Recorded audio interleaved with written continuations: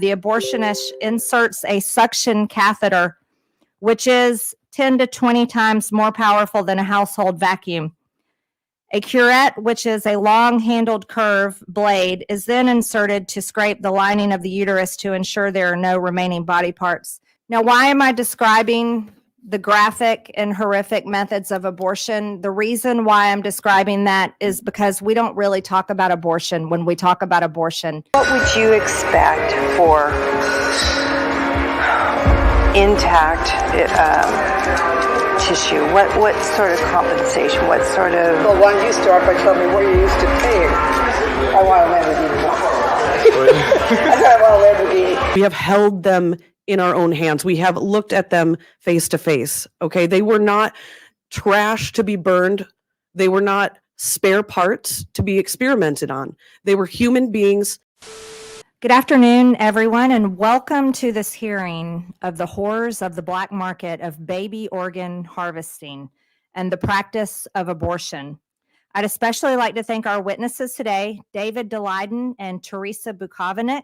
There are different abortion methods, and I think it's important to talk about them.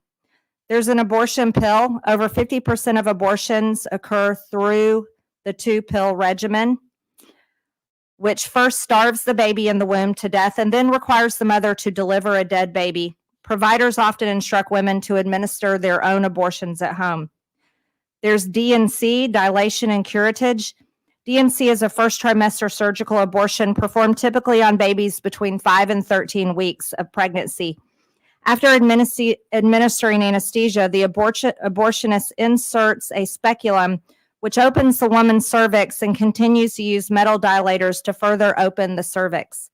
While the baby is still alive, the abortionist inserts a suction catheter, which is 10 to 20 times more powerful than a household vacuum. A curette, which is a long-handled curved blade, is then inserted to scrape the lining of the uterus to ensure there are no remaining body parts. Alec, could you please put up the graphic of abortion instruments? Thank you. And make sure that all are shown. Thank you. Then there's another method, D&E, dilation and evacuation. This is a second trimester surgical abortion that is typically performed between 13 and 24 weeks. It's performed over the course of 2 to 3 days, in which the woman's cervix is dilated using a form of sterilized seaweed 24 to 48 hours before the procedure. When she goes to the clinic, she is anesthetized, and while her baby is alive, her baby is sucked out little by little using a cannula, a vacuum-like instrument. If the child is too large for this method, the abortionist will use clamps to grab pieces of the baby, crush him or her, and remove the child from the womb piece by piece. There's also an induction procedure. This is often used in a third trimester abortion performed sometime around 25 weeks all the way to full term. The baby is almost fully developed and can survive outside the womb. This procedure can take 3 to 4 days to complete. On day 1, a chemical digoxin is injected into the baby to cause fatal cardiac arrest and kill the baby. The sterilized seaweed is used to open the cervix for the delivery of a stillborn baby. While she waits for her cervix to be dilated, she has to carry her dead baby inside of her for several days. She will then go to the clinic to have her baby delivered. If the baby cannot be delivered whole, a D&E will be performed. The baby will be delivered whole. However, sometimes the woman will not be able to make it back to the clinic in time and may deliver the baby at her home, her house, her hotel room, or wherever she is. Then the abortionist will come and deliver and clean up. Then there's partial birth abortions. Partial birth abortions are banned under federal law. However, undercover videos released by CMP show that abortionists have changed procedures to perform partial birth abortions. These procedures result in the baby being partially delivered, and then an instrument such as scissors are used to tear or perforate the skull. Now, why am I describing the graphic and horrific methods of abortion? The reason why I'm describing that is because we don't really talk about abortion when we talk about abortion. legislators like Congresswoman Miller and I, you usually see us on television or in hearings or on the House floor talking about abortion at calling it women's reproductive health care. I don't think anything I described sounds like reproductive health care. As a matter of fact, it's the exact opposite. My organization is responsible for the series of undercover video reports in 2015 that caught Planned Parenthood's top-level leadership callously negotiating the harvesting and sale of aborted baby body parts. I'd like to play some of that footage now. We've been very good at getting parts on liver because we know that so I'm not going to crush that part. I'm going to basically crush below, I'm going to crush above, and I'm going to crank it out intact. A lot of people want intact parts these days. They're looking for specific nodes, AB nodes, SA. I was like, wow, I didn't even know. Good for them. Yesterday was the first time she said people wanted lungs. And then she felt like I said, always as many intact livers as possible. What would you expect for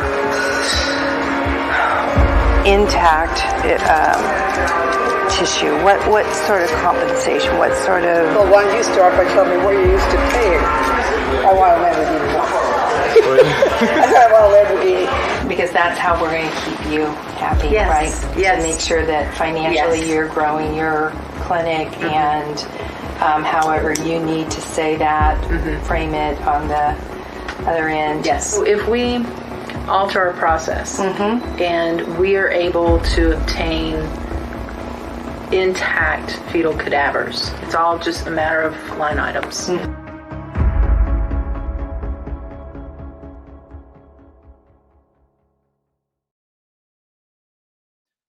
My undercover work in the abortion industry and subsequent investigative reporting has shown me a very dark and broken side of humanity. I've watched the handling of dismembered babies inside some of the biggest Planned Parenthood abortion centers in the country, while their research officials discussed how to disguise the sales. I've met with dozens of Planned Parenthood's top abortion providers at their lavish commercial abortion trade shows, sponsored by companies buying baby parts. Lauren and I, we have literally seen the victims of abortion extremism. We have held them in our own hands. We have looked at them face to face. Okay. They were not trash to be burned. They were not spare parts to be experimented on. They were human beings just like you and me. Now I'm going to conclude my opening testimony with a video that I took that day that we opened the box. What you're watching is my colleague Lauren opening the first bucket that we opened, which contained the remains of a baby boy we named Christopher X. The voice you hear on the video is mine. This is extremely graphic, so I want to warn you, but I'm so happy to be here today. I'm so grateful, and I look forward to hearing your questions. Thank you.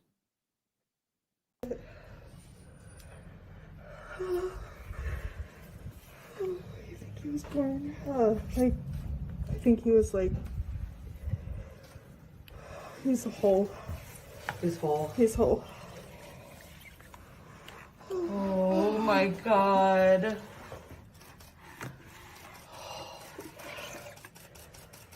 Oh, rest in peace, little tiny. Fuck these people.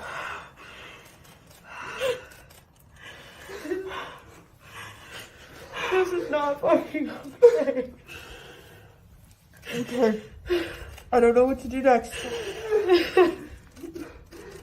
Where is the deacon? He's right here.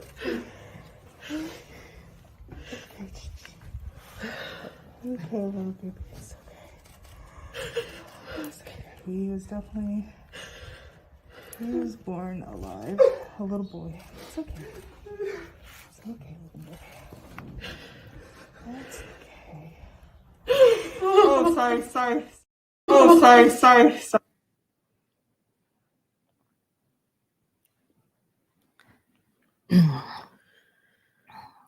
Thank you, Teresa. That was the video that you had opened the box. That was there were buckets inside of the box. Is that correct? Yes, when we first cut it open, there was a mountain of small turquoise containers. They all had the date and I believe the parents' initials on them. And as we unpacked dozens of those, over 100, we did discover a bag at the bottom of the box with 5 much larger buckets and one a little bit larger than the rest, which is the first one we opened. Is that the video we just watched? Yes. This is a third trimester abortion clinic here in Washington, D.C. Is that correct? Yes. What abortion clinic is that? It's the Washington Surgery Center, operated by Cesare Santangelo. Can you tell me about Santangelo? He has harmed women, and he has been doing abortions through all trimesters for several decades here in Washington, D.C. Has he ever been, for harming women, has he ever been prosecuted in any way? I believe that people have tried, but not successfully, and he is still a member of the National Abortion Federation. Is there any of these women, former patients of his testimonies or filed complaints anywhere? Yes, there is definitely paperwork on that. Okay, is that something you can provide to us later? Yes. Okay. Let's go ahead and Mr. Daleiden, I'm going to let you tell us about these clips, and we can go ahead and play the first clip. So I'm not afraid of undercutting the competition. Well, I just went into this, and it was very good. And then we've gone through our first year. Yeah. I mean, I was looking at numbers of, 250,000 a year. And now I'm sorry, say that again. I mean, originally they were looking at numbers of about 250,000 a year. Last year I did 100,000. And I know what's happening. And they don't have, it's like if they don't have the research to get it, then they don't. It's the same with ABR. Right. Yeah. Okay. Well, real talk. Okay.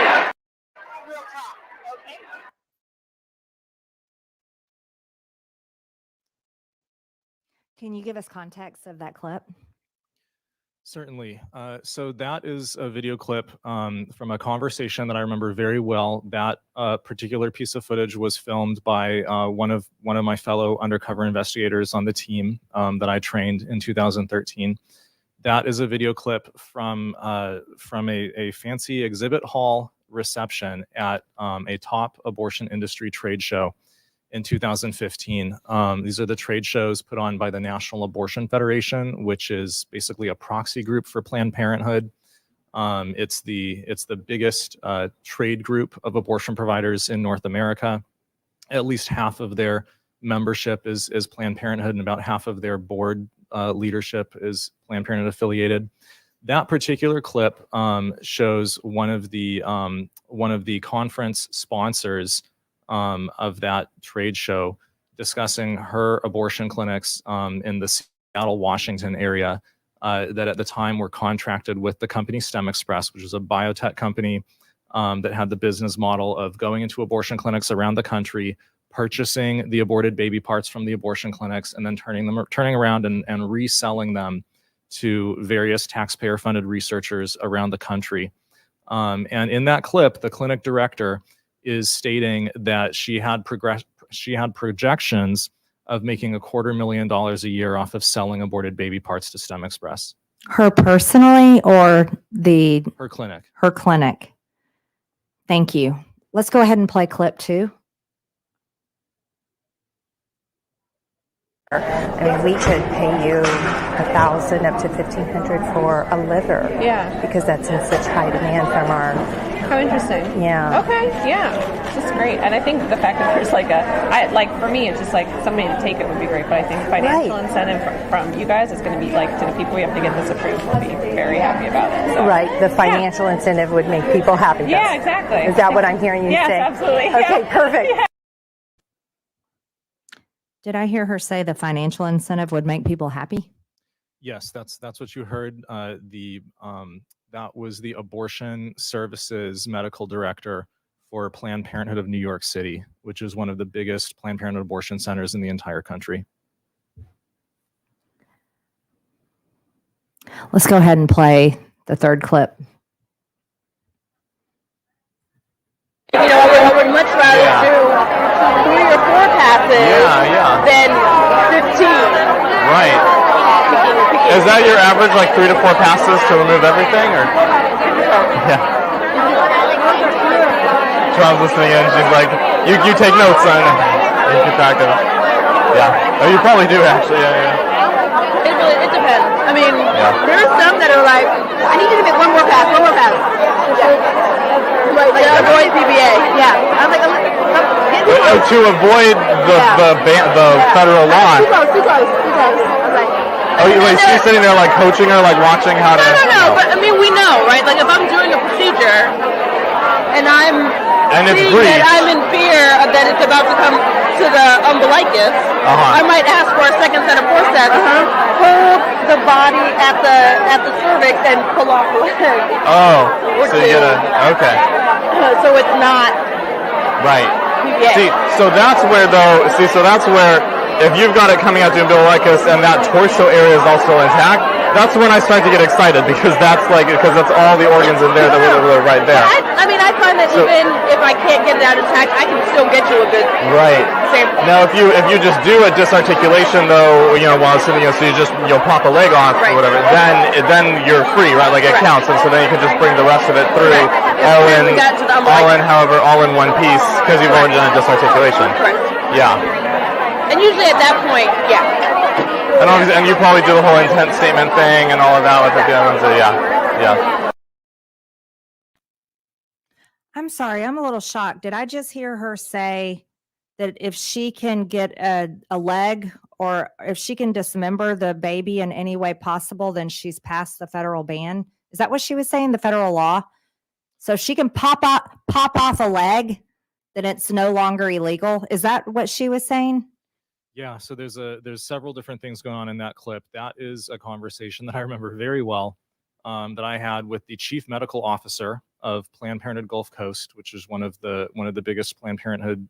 It's among the top. It used to be among the top Planned Parenthood abortion centers in the country. Now, abortion is illegal, is a felony in Texas. So that clinic has been, as far as being an abortion clinic, has been shut down. But that's a conversation with the chief medical officer of Planned Parenthood Gulf Coast, as well as their vice president of abortion access, together with the two of them. This is a conversation that I had with them undercover, discussing how we might be able to set up a contract for Planned Parenthood Gulf Coast selling aborted fetuses and aborted fetal body parts to our test undercover company to then turn around and resell to taxpayer-funded researchers. And in that clip, what the chief medical officer is describing is how they think that they can try and skirt the federal law against partial birth abortion, where if the baby is coming out of the mother, is being pulled out of the mother with the forceps past the baby's umbilical cord, which is one of the anatomical landmarks, which is written into the federal partial birth abortion law, that if they're afraid that it's getting too close to an obvious partial birth abortion situation, that the doctor will take one set of forceps, hold the body of the 4 or 5 or 6 month old baby at the woman's cervix, and then use a second set of forceps to pull off a leg or two from the fetus, and then allow the rest of the baby to be delivered. Now, you heard me say in the clip undercover, that's when I start to get excited, because as a fetal organ harvester, that means that the baby's torso is still going to be intact, which means that you're going to have access to all of the body parts within the torso, the heart, the lungs, the liver, the kidneys. But obviously the baby, just pulling off, one leg from a baby who's 5 months old is not going to immediately kill the baby. That baby will still be alive, being delivered. It's just a live baby being delivered, missing one leg. So what the chief medical officer of Planned Parenthood Gulf Coast is describing in that clip is mutilating a 4 or 5 or 6 month old baby while it's being delivered in order to try to cover up their violation of the federal partial birth abortion law in order to sell more aborted baby body parts. And the second thing— Can we play the next clip, please? My coping mechanism is to focus on the baby fetus. Reverence for something that was once alive and now it's not. That's the hard part about this stigma. I have an issue with patient pain, It makes me feel like I'm a bad person inflicting pain. I take that home with me, and I have a really hard time with it. Another. An eyeball just fell down into my lap, and that is gross. And but I'm saying to myself, this abortion is going well and it's going safely, so I'm fine.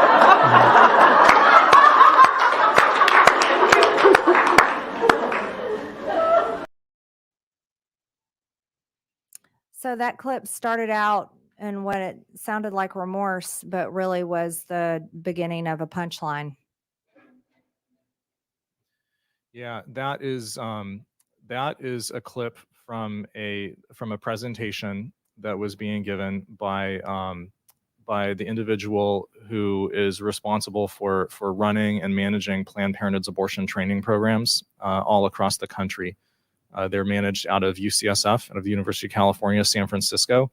So Teresa mentioned the Ryan Residency Training Program, which is paired with the Fellowship in Complex Family Planning. It's sort of a 2-track abortion doctor level up program that Planned Parenthood has been running for the past almost 30 years now, I think 20, 25 years. Run originally out of UC San Francisco, University of Pittsburgh, and UC San Diego were some of the early adopters of this training program.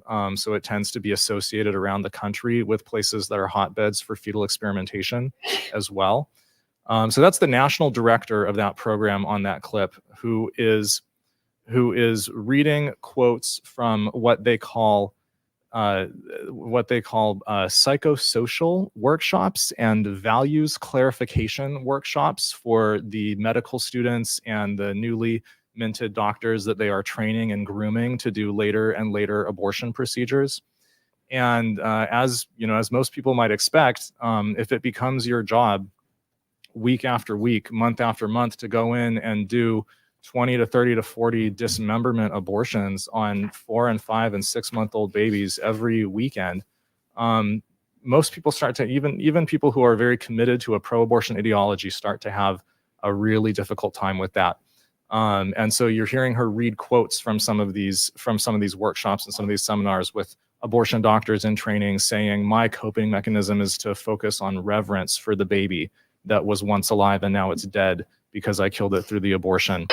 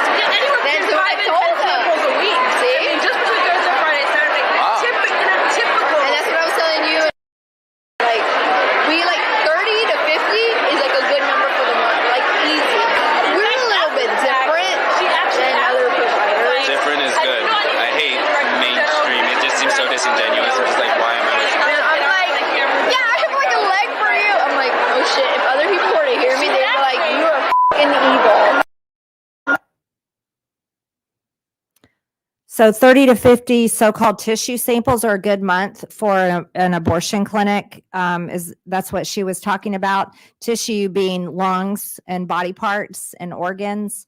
Can you elaborate on that conversation?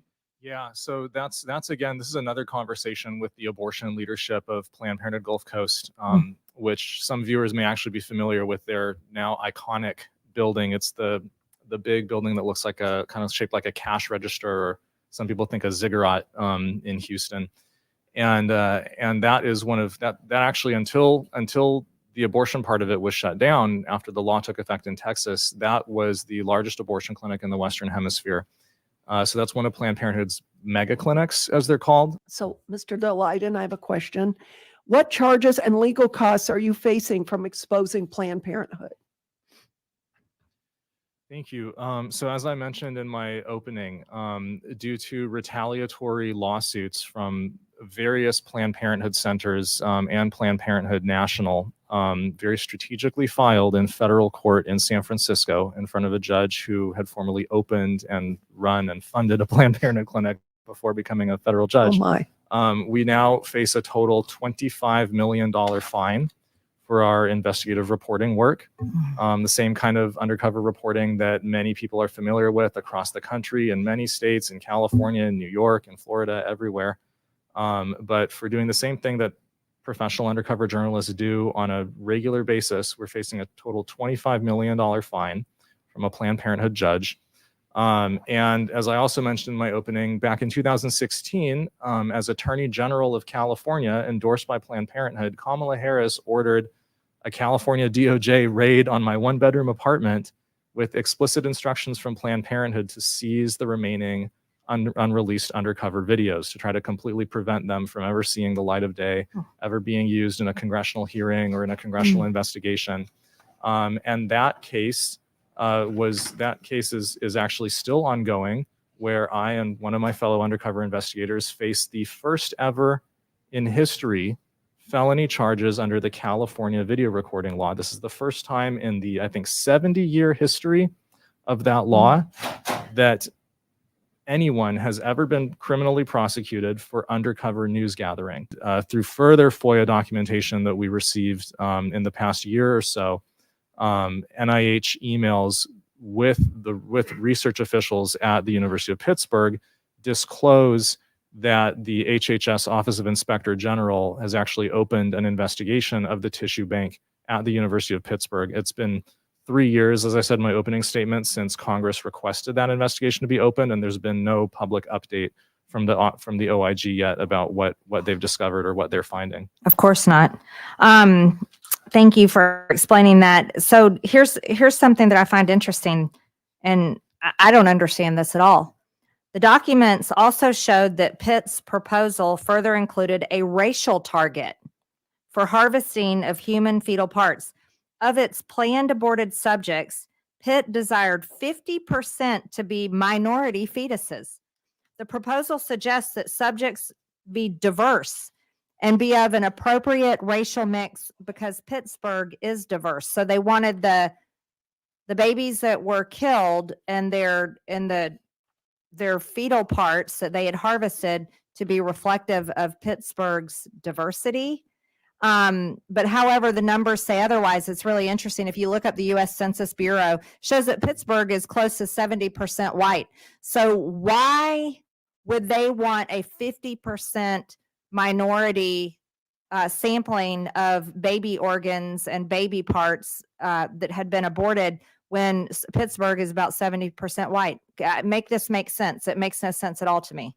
It's one of the most distressing parts of this grant application, and it's I don't know if it's possible to understand it, but the University of Pittsburgh, as basically a diversity and inclusion bonus or benefit of its grant proposal, advertised to the NIH that a benefit of the way that it was going to execute on this grant proposal was that it was going to disproportionately target minority women and infants for its late-term aborted baby kidney harvesting program. It's extremely distressing. It's repulsive. It's horrifying. It's still true that no independent examination outside of the DC Medical Examiner's Office has been conducted. Is that correct? To my knowledge, yes, that's correct. And why is that problematic? Just in short order, why do you see that as a problem? Because there are very likely federal crimes that have been committed here, and the DOJ is spending their time instead prosecuting and jailing my friends for totally peaceful, nonviolent direct action, when instead they should be going after killers who are committing federal crimes. And so on that point, right, I mean, what we have is that a spokeswoman from the DC police stated that the determination was based on the on-scene investigation conducted by the Office of the Chief Medical Examiner, correct? That's correct. Right, but nothing else. And not to harp on it, but I just want this to be clear for the record, because people need to know that, and that there's a bit of a conflict of interest there, with that being the only source for whether the laws were followed, correct? Yes. And specifically to what you said, and again, forgive me if it's repeating anything that was discussed earlier, we believe, based on the information before us now, in terms of what you all have been able to uncover, that there's virtually no way that the laws were actually followed, and that in fact there was evidence of late-term abortion. Correct? Yes, late-term abortion in and of itself isn't necessarily Right. a federal crime, but leaving a baby to die after they've been born is, and so is partial birth abortion, and those seem extremely likely for at least 3 of the DC-5. And can you, again, if this has been covered, forgive me, can you explain for my purposes specifically why you believe that? The two that are in totally intact condition, they were very old in terms of their gestational age. They were very advanced. We're looking at experts have put them around 30 weeks or more. Which, as you said, late term isn't itself necessarily a crime. Right. But go ahead. But leaving a baby to die after they've been born alive is. Now, I explained in my opening statement that without the use of feticides, a feticidal injection like digoxin, according to pro-choice sources like the Society of Family Planning and the University of Vienna, the rate of infants being born alive if they are induced medically, like through a labor induction, is 50%. So that automatically raises the question of what happens if they are born alive. And the abortion provider that works at the Washington Surgery Center has actually said on camera about 10 years ago that if that happened, that he would not help the baby in that case. Do you all have any way to characterize the extent to which or how much taxpayer money the NIH has spent on what I'll characterize broadly as fetal experimentation, say within the last year or over the last 5 years or some other framework? And again, forgive me if you've covered this already. No, go ahead. Yeah. Either one of you. Sure. So as Teresa mentioned pointed out in her opening statement, actually, just in the past year, for the most recent numbers that the NIH self-reports, they spent $57 million on fetal experimentation.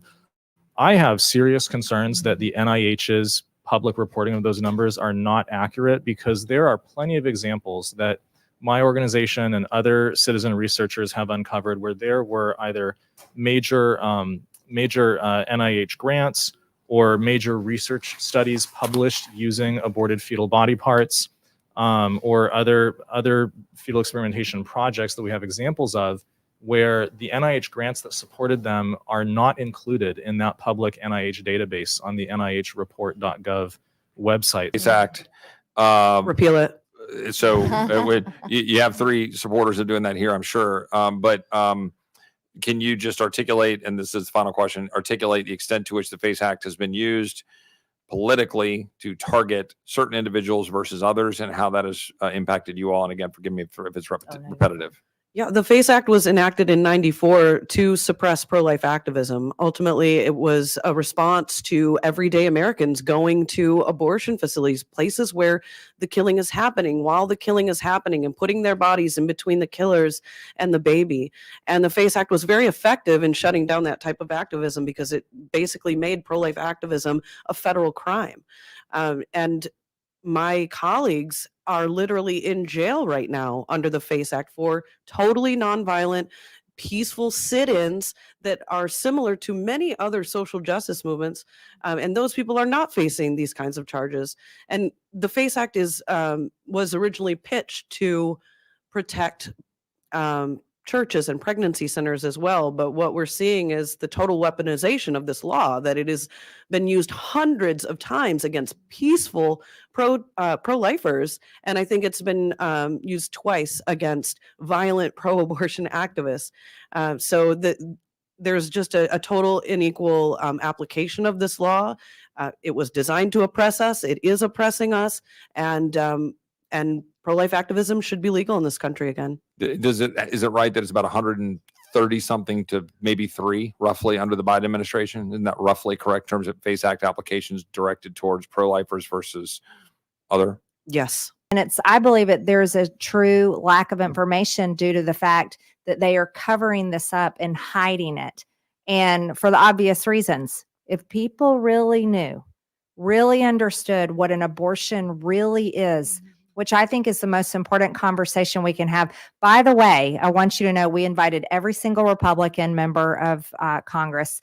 I invited every single Democrat member on my oversight committee. Some of those include Alexandria Ocasio-Cortez from New York, Rashida Tlaib, and they include many different women from the Democrat side of the aisle in Congress. None of them were willing to show up, in spite of the fact they constantly want to talk about so-called women's reproductive rights, which is abortion. I think this is such an important issue to engage on. But if we're going to talk about it, we have to really talk about exactly what it is in the most worst, goriest detail, because that's what it is. It truly is gory, horrific, barbaric, but apparently very lucrative. And I think that's the most disturbing side of it, other than it kills a human being. I feel so sorry for so many women that have been through an abortion and they have no idea what it really is. And I think that's many women, especially young women. I think many young women go in and have an abortion thinking that they're desperately trying to solve a so-called problem they have, when really that so-called problem would be the greatest blessing of their life. I think Mary and I both can say that, being mothers, it's probably the greatest job. And grandma, yes. And it's probably the greatest unplanned journey any woman could take of her entire life, because there's nothing but blessings that come from it. So this is going to conclude our hearing today. Thank you very much. I hope people watching at home will share this and engage in our offices. Thank you.